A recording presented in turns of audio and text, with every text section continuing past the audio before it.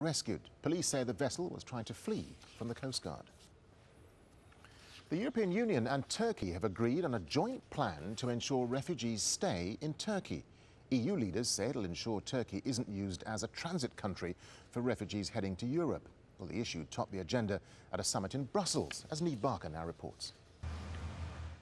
European leaders arrived in Brussels facing multiple challenges. The war in Syria, conflict in Ukraine and the aftershocks of the Greek bailout saga have put the 28-nation bloc under mounting strain. But it's the unrelenting refugee crisis that continues to dominate European politics. More than 500,000 people, many of them refugees from Syria, have arrived in the EU this year. A large number have travelled through Turkey to Europe's shores. But now, a preliminary agreement with Turkey to help reduce the number of people attempting to make it to Europe. We received a report very early this morning that there had been an outcome of the negotiations, and we were then able to reach an agreement this evening with regards to the exact shape of the joint action plan. Under the draft plan, Turkey would receive $3.4 billion in aid in return for clamping down on the numbers of people crossing its territory heading towards the European Union. The money would be used on tightening security, but it would also be used on creating greater incentives for people to stay in Turkey, greater levels of integration and better living conditions also.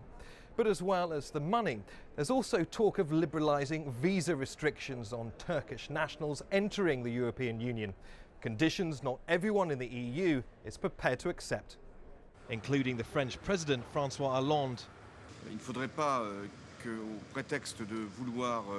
We cannot have a situation where, in exchange for Turkey helping us to hold back refugees that are on its territory, we liberalise the visa system with no conditions attached, allowing visas for individuals whose identities we don't know and can't check.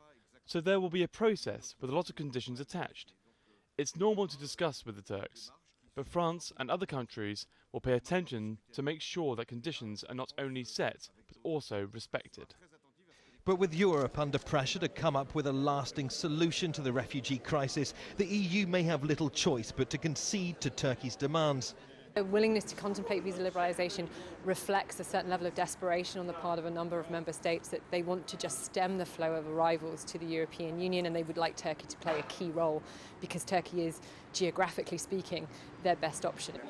In return for Turkish help with the refugee crisis, the European Union's also promised to start new talks with Turkey about eventually joining the EU. But in the short term, there's the question of where billions of dollars in aid to Turkey will come from. The EU's still suffering from the effects of the Eurozone crisis. Europe may have to dig deep if it wants greater control over its borders. Neve Barker, Al Jazeera, Brussels. Scottish prosecutors say they've identified 2 Libyans as suspects in the Lockerbie bombing.